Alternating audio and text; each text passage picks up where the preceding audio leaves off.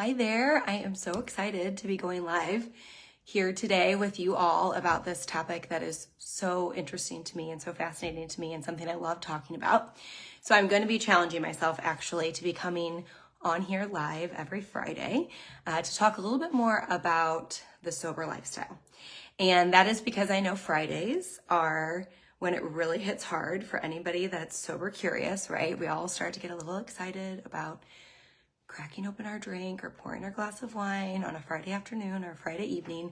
So I think it's just a good time to come in here and just have a conversation. So that's what we're going to do.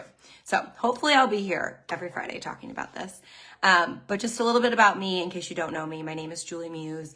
I'm a wife and a mom. I live in St. Louis, Missouri. I'm a wellness enthusiast, and I am fascinated by the subconscious mind and how it impacts our day to day. And I have been sober for over 3 years. And it has been such a gift for me. So my goal really is to help women who are in the exact same position as I was, women who don't love their relationship with alcohol, but yet they just keep on drinking. And maybe it's because they need to think differently. Maybe they need to think differently about alcohol, and maybe they actually need to think differently about sobriety. And so that's what we're going to talk about today. We're going to talk about our subconscious beliefs that we may have around sobriety. And I'm going to share with you a personal story that was really shaping my subconscious beliefs and what that kind of led to for me. Three subconscious beliefs that I think a lot of us maybe can relate to about sobriety, maybe not. So I'm really hopeful if you have thoughts on this that you'll put some comments in the video, or you can private message me. I know a lot of you like to private message me, but I would love to hear if you can resonate with these beliefs. So I'm going to share with you this story that I didn't even realize really was shaping my hesitancy to giving up alcohol.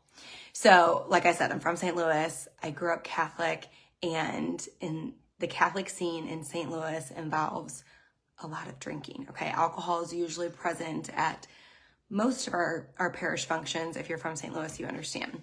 So when I was in grade school, we got a new priest, and this priest was a recovered alcoholic. Okay.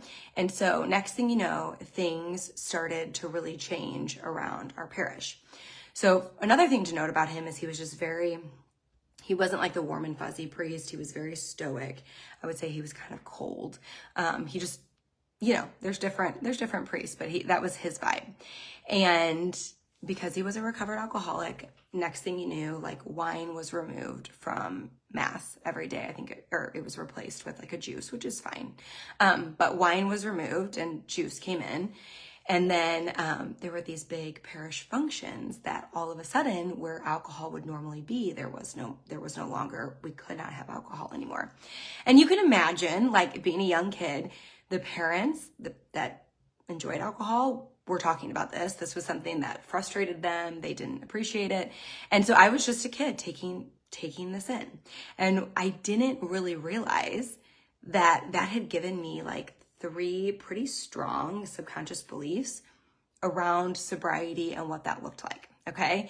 And so when I fast forward, in my late 20s and early 30s, started struggling with my relationship with alcohol, I didn't even consider not drinking because I had these deep-rooted beliefs about sobriety that made me think that is definitely not what I want, right?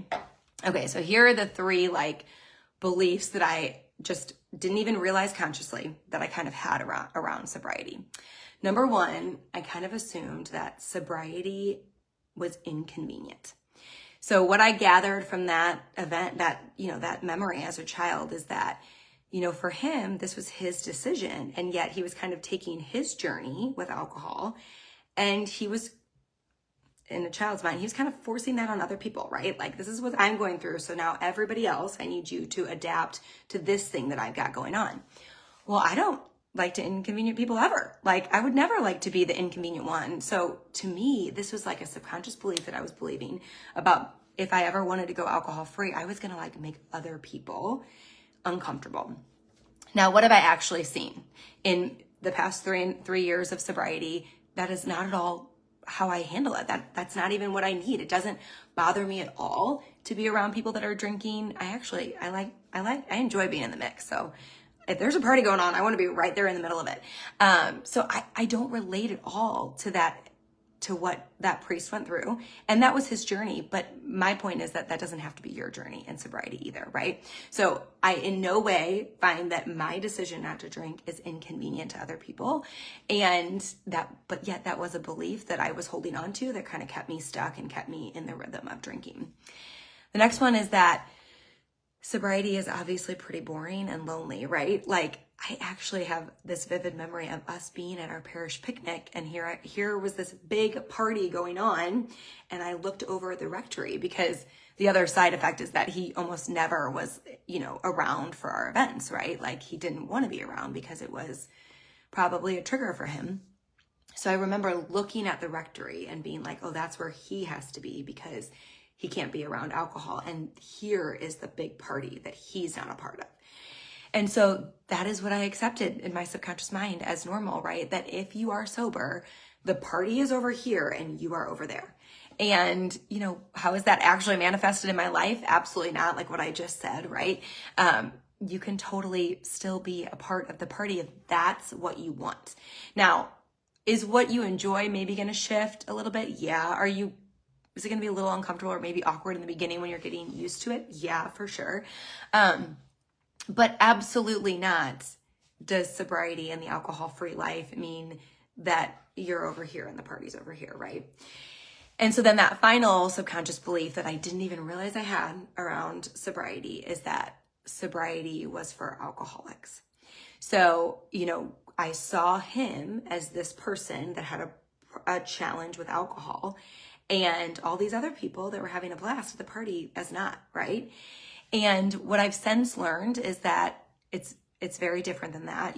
Alcohol is a poison, and it is an addictive substance. And like many products or many substances that you consume, the more you consume it, you kind of move along a scale, a journey of where you're at. So we're all at somewhere different, and you don't have to get sober, right? Not everybody has to. Some people get so bad, they hit rock bottom, or they hit it multiple times that they require sobriety. And others might just choose that, man, this is just giving me a lot of anxiety, and I don't really like the way I feel on the weekend mornings, and I don't like giving up my time, or I don't like how much I'm thinking about this. I'd rather have a time. Maybe I just want to try going alcohol free and see how it feels. But again, I look back, and maybe you can relate to this. I didn't like my relationship with alcohol, and yet I found myself saying, well, I'm not going to go alcohol free because that's for alcoholics, right? And that is not at all the case. And the good thing is there's a huge movement happening anyway, so most people are realizing that is not the case. But you definitely don't need to check all the boxes for whatever you think you need to check that are an alcoholic in order to enjoy an alcohol-free lifestyle. And it could very much be that you just want to take a little bit of a break and see how you feel. And that's exactly how most people, that's how I started. I did lots and lots and lots of breaks. So I hope this is helpful. If you have any thoughts about this, I'd love to hear. What maybe you had a memory from your childhood that was shaping your subconscious beliefs that you didn't even realize. We have subconscious beliefs around alcohol, and then we have subconscious beliefs around sobriety. And so this is really talking about what do you think of sobriety when you really unpack it? Because I never took the time to unpack it back then. So if you're willing to comment, I'd love for you to comment. If you don't want to, I totally understand that. You can definitely private message me. I know a lot of you prefer to private message as well. And my goal is to be back here next Friday, hopefully talking about this sober curious lifestyle and other things that we can unpack as we're walking through this journey. So if you are trying to have an alcohol-free weekend, I wish you the best of luck. I think that's a great way to get started, even if it's just 3 days, right? 3 days when you would normally drink, or maybe just one, maybe Friday nights, normally a night when you would drink, but give yourself the opportunity to create a new memory, make a different choice. See how you feel. Just shake it up a little bit, because those different choices also change what happens in our conscious mind, which affects what seeps down into our subconscious mind. So, okay, I hope you all have a wonderful weekend, and I hope to see you next Friday.